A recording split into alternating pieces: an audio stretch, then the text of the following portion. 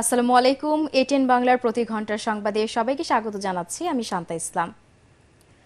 আজ থেকে 3 দিন ঢাকায় সকাল 7টা থেকে সন্ধ্যা 6টা পর্যন্ত কারফিউ শিথিল বলে জানিয়েছেন স্বরাষ্ট্রমন্ত্রী আসাদুজ্জামান খান কামাল। একই সাথে এই 3 দিন নরসিংদী, গাজীপুর ও নারায়ণগঞ্জেও সকাল 7টা থেকে সন্ধ্যা 6টা পর্যন্ত কারফিউ শিথিল থাকবে। গতরাতে ধানমন্ডির বাসভবনে ব্রিফিংয়ে তিনি জানান, দেশের আইনশৃঙ্খলা পরিস্থিতি অনেকটাই স্বাভাবিক হয়ে আসায় কারফিউর শিথিল সময় বাড়ানো হয়েছে। এ সময় মন্ত্রী বলেন, কোটা আন্দোলনের সহিংসতার দায়ভার আন্দোলনকারীদেরও নিতে হবে। তার সঙ্গে সংযোগ থাকেন কিংবা যারা আন্দোলন ডাক দিয়েছিলেন, যাদের থেকে আন্দোলন ডাইভার্ট করে যারা নিয়ে গিয়েছেন, সবারই এই দায়িত্ব নিতে হবে।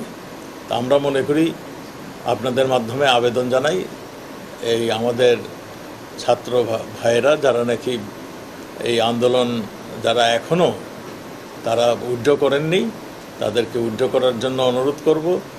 এই দায় দায়িত্ব কিন্তু তারা যদি এটা উইথড্র না করেন, তারা এই দায় দায়িত্ব এড়াতে পারবেন না। আমাদের কাছেও তারা যোগাযোগ করেছিল, সেই জন্যই তাদেরকে আমরা নিরাপদ হেফাজতে নিয়ে আসছি।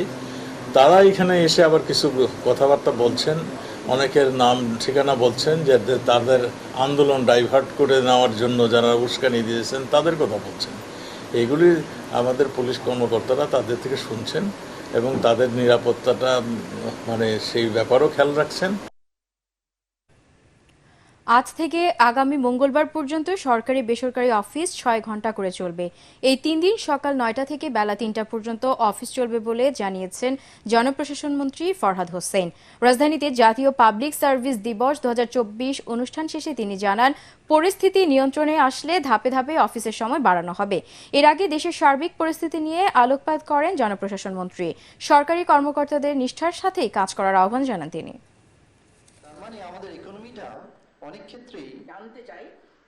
আগামী 3 দিন অর্থাৎ রবি, সোম এবং মঙ্গলবার আমরা অফিস টাইমটি থাকবে সকাল 9টা থেকে দুপুর 3টা পর্যন্ত। পরিস্থিতি বিবেচনা করে সরকার সিদ্ধান্ত নিচ্ছেন এবং সে অনুযায়ী আমরা সেটি করছি। আশা করি আগামীতে সবই স্বাভাবিক হয়ে যাবে।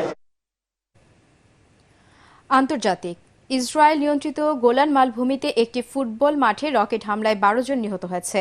আহত হয়েছে অন্তত 19 জন, যাদের সবাই কিশোর ও তরুণ। ভয়াবহ হামলার জন্য লেবাননের হিজবুল্লাহকে দায়ী করেছে ইসরায়েল। দেশটির সামরিক বাহিনীর মুখপাত্র দাবি করেন, গত 7 অক্টোবর ইসরায়েলের ফিলিস্তিনের রকেট হামলার পর এই হামলাটি সবচেয়ে ভয়াবহ।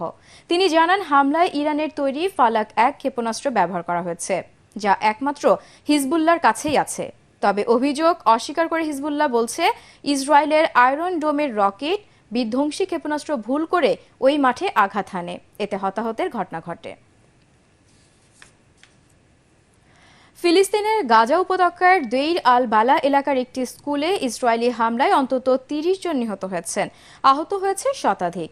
গাজার স্বাস্থ্য মন্ত্রণালয় জানায়, খাদিজা স্কুল নামে ওই বিদ্যালয়ে অনেক বাস্তুচ্যুত ফিলিস্তিনি পরিবার আশ্রয় নিয়েছিল।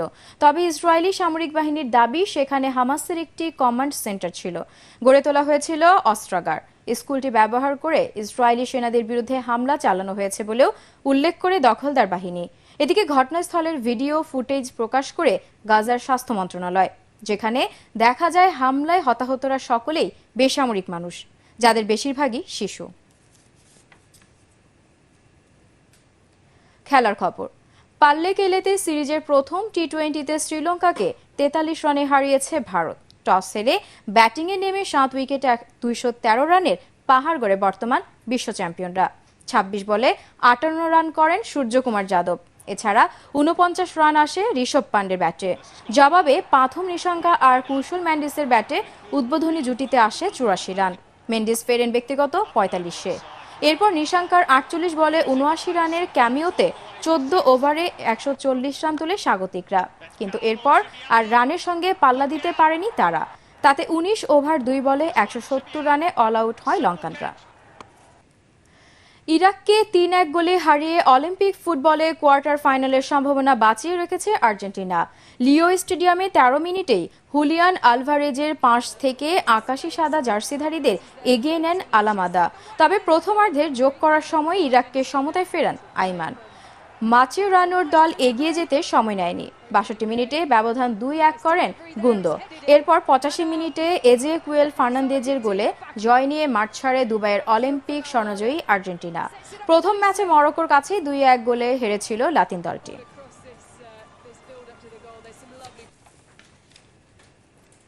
পরবর্তী সংবাদ দেখার আমন্ত্রণ জানিয়ে এখনকার মতো শেষ করছি। এটিএন বাংলার সংবাদ ইউটিউবে দেখতে ব্রাউজ করুন youtube/ATN Bangla News। ধন্যবাদ।